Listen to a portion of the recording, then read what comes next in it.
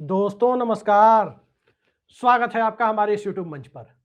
दोस्तों, आज नोएडा की एक कोर्ट से उत्तर प्रदेश सरकार को बहुत बड़ा कानूनी झटका लगा है और कानूनी झटके का आधार और उत्तर प्रदेश सरकार के वकील के तर्क यदि आप सुनेंगे तो अपना सर पीटने के सिवा कुछ आपके पास बचेगा नहीं। क्योंकि क्या वाकई कोई सरकार ऐसे तर्क न्यायिक मामलों में, आपराधिक मामलों में दे सकती है भला, जो उत्तर प्रदेश सरकार के वकील के द्वारा न्यायालय में दिया गया? मामला दरअसल 28 सितंबर 2015 के अखलाक मॉब लिंचिंग मामले का है। घर के फ्रिज में कथित रूप से गोमांस रखे जाने के आरोप में कुछ लोगों के द्वारा अखलाक की पीट पीट कर जान ले ली गई थी। उसके बाद यह मामला पुलिस तक पहुंचा, पुलिस के बाद कोर्ट में पहुंचा और यह मामला चलता रहा।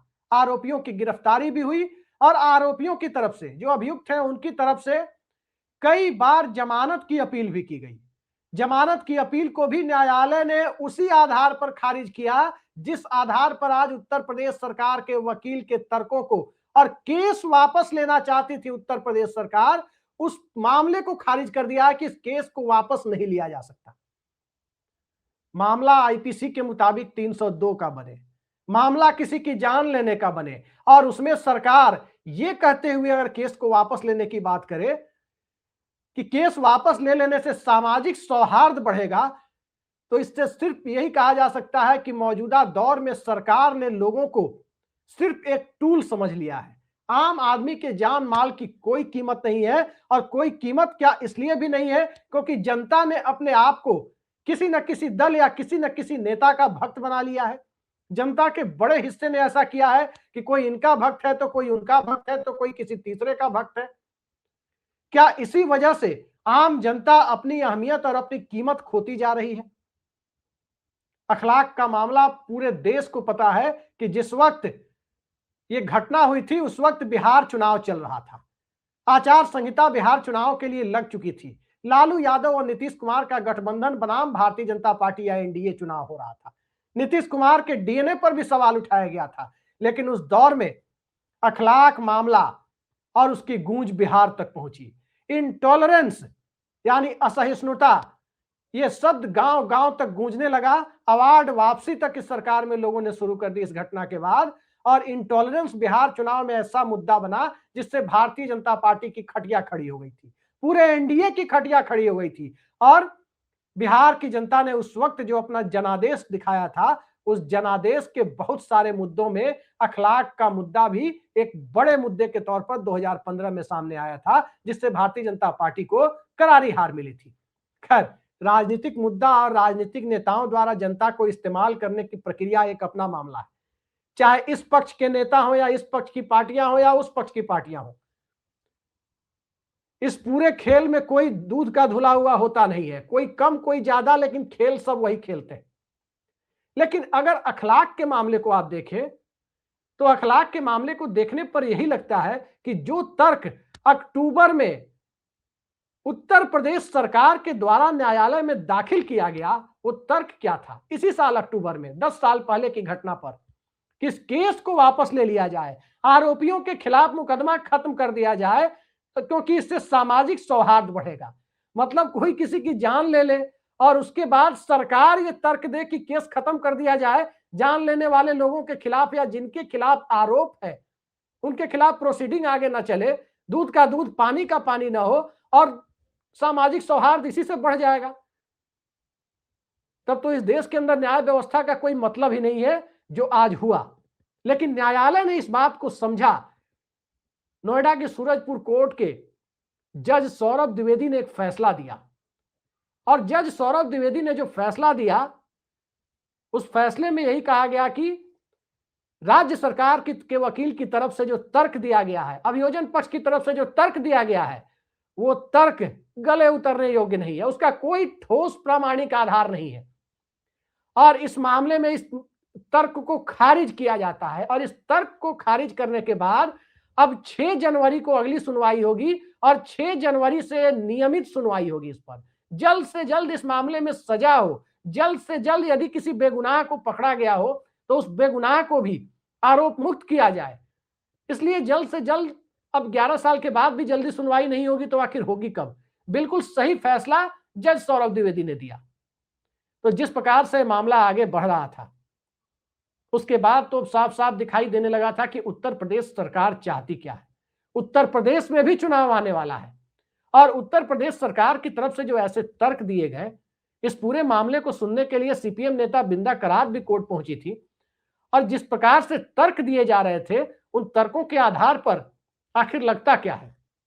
उन तर्कों के आधार पर यही लगता है कि चुनाव के समय बहुसंख्यक बनाम अल्पसंख्यक सामाजिक ध्रुवीकरण की गुंजाइश, अपने आप को बहुसंख्यक समाज का स्वघोषित हृदय सम्राट साबित करने के लिए एक नृशंस हत्या के मामले में किसी न किसी रूप से बचाने की कवायद। अब इस बचाने की कवायद का मतलब क्या है? सवाल बड़ा है कि आखिर न्यायालय के सामने जब मामला है तब सरकार इसे वापस लेने की कोशिश क्यों कर रही है? आज की स्थिति में देखें तो उत्तर प्रदेश के लॉ एंड ऑर्डर का ढिढोरा पीटा जाता है, लेकिन उत्तर प्रदेश के लॉ एंड ऑर्डर की स्थिति को सभी जानते हैं कि क्या है।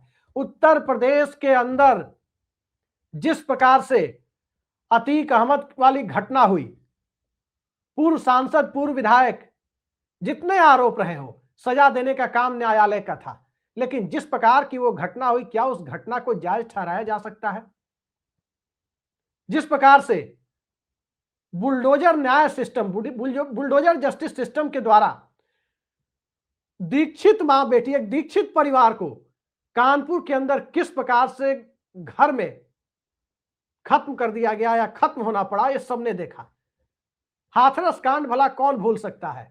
और उत्तर प्रदेश में इसी तरह से भीड़ के द्वारा न्याय की और इसी को लॉ एंड ऑर्डर का नाम देने की जो प्रक्रिया है, आज इंस्पेक्टर सुबोध कुमार सिंह के घर उन्हें पूछने वाला उनके परिवार वालों को कौन है? वो भी इसी सिस्टम का शिकार हुए थे। क्या गुनाह था इंस्पेक्टर सुबोध कुमार सिंह का? क्या गुनाह था अखलाक का? क्या गुनाह था कानपुर के दीक्षित परिवार का? और क्या गुनाह था हाथरस की उस बेटी का जिसके साथ इतनी नृशंस घटना हुई थी? लेकिन सवाल यही है कि इसे ही अच्छे लॉ एंड ऑर्डर का सबूत माना जा रहा है। सवाल यही है कि इसी के सहारे उत्तर प्रदेश में अलग तरह के खेल को अंजाम दिया जाता है।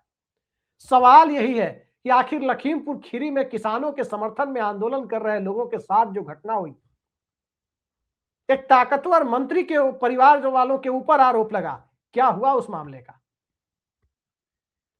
इस पूरे के पूरे सिस्टम को देखने के बाद यही लगता है कि जिस मूल अधिकार के लिए संविधान के अंतर्गत आर्टिकल 32 और हाई कोर्ट के द्वारा आर्टिकल 226 की व्यवस्था की गई, मूल अधिकारों के संरक्षक का दर्जा सुप्रीम कोर्ट और हाई कोर्ट को प्रदान किया गया, कई बार सरकार के ऊपर भी जनता के अधिकार को रखते हुए, कई बार नहीं बल्कि अक्सर मूल अधिकार, जनता के अधिकार, न्यायिक अधिकार, फंडामेंटल राइट्स, डिग्निफाइड लाइफ जीने का अधिकार, यानी एक प्रतिष्ठा युक्त जीवन जीने का अधिकार, जिस प्रकार से हमारे संविधान निर्माताओं ने सोचा था, क्या उस प्रकार से आज की तारीख में दिया जा रहा है? 5 किलो राशन वाली व्यवस्था की चर्चा आज हम नहीं कर रहे।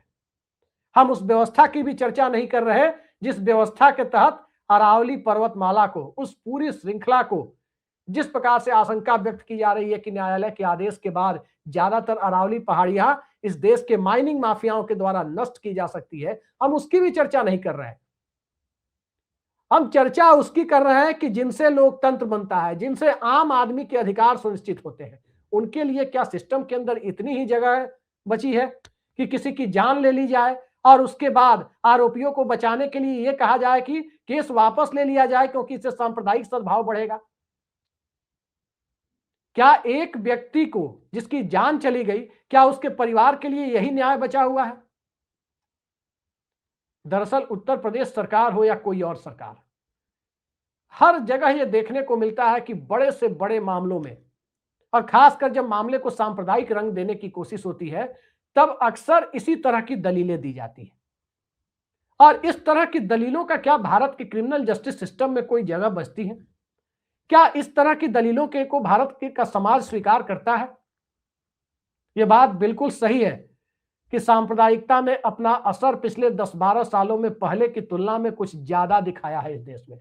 बहुसंख्यक समाज हो या अल्पसंख्यक समाज हो, कहीं ना कहीं सांप्रदायिक भावनाएं कहीं कम कहीं ज्यादा दोनों तरफ से आगे बढ़ी हैं, लेकिन उसमें अखलाक का क्या दोष था?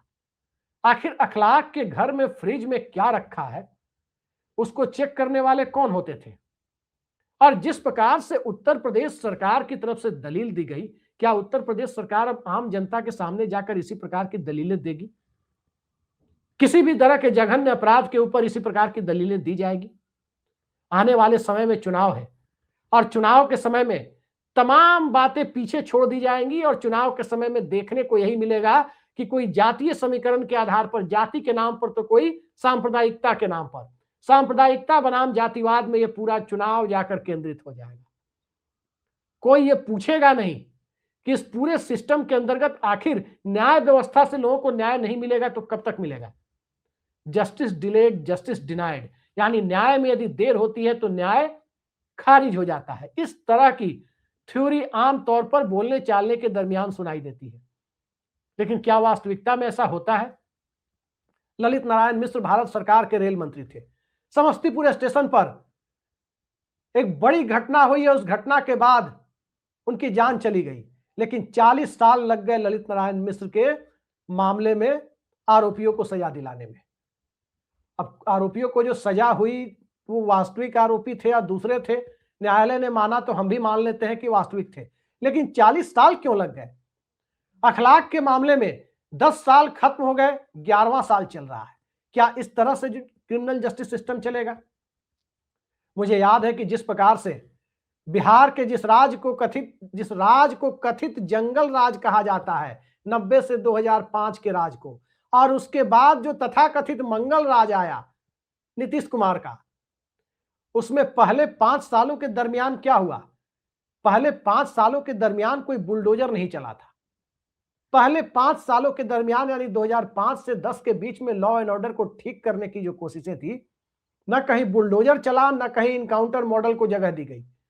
सिर्फ इतना हुआ था कि जो खास करके बड़े अपराध वाले सेक्शन थे, जो धाराएं थी, उनको फास्ट ट्रैक कोर्ट में भेजा गया और गवाहों को सुरक्षा दी गई, क्योंकि क्रिमिनल जस्टिस सिस्टम में सभी जानते हैं कि जब तक गवाह गवाही देने नहीं आएगा तब तक किसी को सजा नहीं हो सकती।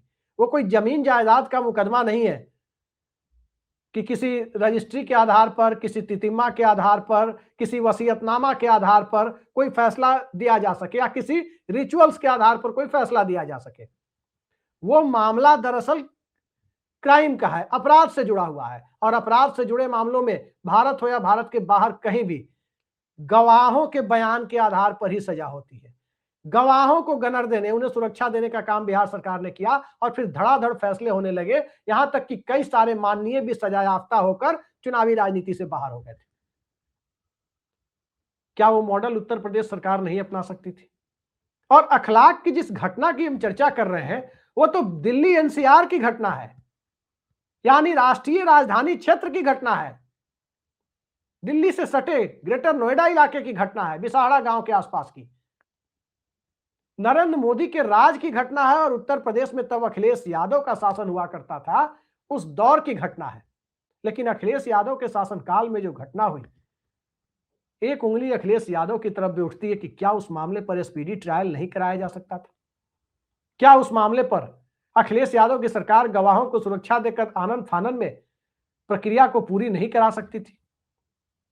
2015 की घटना के बाद भी 15-16 महीने तक अखिलेश यादव सत्ता में रहे। अगर पूरी नहीं करा सकती तो कम से कम गवाही वगैरह करा के लोअर कोर्ट में एक बड़ी प्रक्रिया तो आगे जरूर बढ़ा देती, जिससे कि पीछे हटना मुश्किल होता। कई सारे सवाल हैं जो मौजूदा दौर में राजनेता, अपराधी, सिस्टम, इन सब के तथाकथित गठजोड़ के ऊपर सामने आ जाते हैं। और यदि आप गोदी मीडिया खोले तो रोज मिलता क्या? एक बाबा आ जाएंगे, एक मौलाना आ जाएंगे और लड़ाने का खेल, वाद विवाद का खेल, भद्दे भद्दे शब्दों के प्रयोग का खेल आपको गोदी मीडिया में रोज दिखाई देगा। कहीं भी नागरिक अधिकारों पर कोई बात नहीं होगी, कहीं भी फंडामेंटल राइट्स पर कोई बात नहीं होगी। और सबसे आगे बढ़कर देखें कि इसने हमारे समाज को जितना विकृत कर दिया है, उसके बाद जो देखने को मिलेगा वो यही मिलेगा जो आज उत्तर प्रदेश में नोएडा की अदालत में जो मामला खारिज हुआ है, उत्तर प्रदेश सरकार के वकील की दलील जो खारिज हुई है, उसके बाद देखने को मिलता है। आमतौर पर जज ऐसी हिम्मत नहीं दिखाते। मौजूदा दौर में। पहले ऐसा कहा जाता था कि जज तमाम चीजों से ऊपर होते हैं, आज भी ऊपर है, लेकिन आप देख रहे हैं कि किस प्रकार से सुप्रीम कोर्ट में एक जमानत का मामला है और वो जमानत के मामले में सुनवाई के पहले ही पता चलता है कि कुछ ना कुछ मामला फंस गया और सुनवाई ही नहीं हुई। लंबे समय से, कई सालों से चल रहा है। इसी तरह से उत्तर प्रदेश के अंदर अखलाक का जो मामला सामने आया वो नजीर बन सकता था। वहां उत्तर प्रदेश सरकार पूरी दुनिया के सामने ये नजीर रख सकती थी कि उत्तर प्रदेश के अंदर अल्पसंख्यकों के अधिकार भी सुरक्षित है। और ये मामला तो अल्पसंख्यक बहुसंख्यक का है भी नहीं। क्या उसका नाम सिर्फ अखलाक है? क्या इसी वजह से अखलाक के परिवार वालों को न्याय से वंचित करने के लिए किया जा रहा था कि आरोपियों पर केस वापस ले लिए जाए, कि मामले को खत्म कर दिया जाए, क्योंकि इससे सांप्रदायिक सद्भाव बढ़ेगा? एक आदमी या किसी व्यक्ति या किसी भीड़ में शामिल कोई व्यक्ति जिसके खिलाफ ये आरोप यदि सिद्ध हो जाता है कि इस व्यक्ति ने किसी या इस समूह ने किसी की जान ली है, अगर उसको सजा हो जाती है तो भला इस पर कौन सा सांप्रदायिक सद्भाव बिगड़ेगा? इससे तो लोग खुश होंगे। जुडिशियरी के प्रति, न्यायपालिका के प्रति, पुलिस के प्रति, क्रिमिनल जस्टिस सिस्टम के प्रति और राज्य सरकार के शासन प्रशासन के प्रति लोगों का भरोसा बढ़ेगा। लेकिन इस तरह की दलीलों के बाद कहीं ना कहीं राज्य सरकार एक्सपोज होती है और जिस प्रकार का झटका न्यायालय में लगा है, जरा सोचिए, अगर नागरिक समाज पूरी तरह से अपने अस्तित्व को लेकर गंभीर हो जाए तो इस फैसले के बाद बड़े बड़े चुनाव पलट जाते हैं। क्या दक्षिण भारत में ऐसी कोई घटना अगर होती, ईश्वर न करे कहीं कोई घटना हो ऐसी, यही घटना अगर दक्षिण भारत में हुई होती और दक्षिण भारत की राज्य सरकार क्या ऐसी दलील तमिलनाडु या केरल की सरकार ऐसी दलील न्यायालय में रख सकती थी?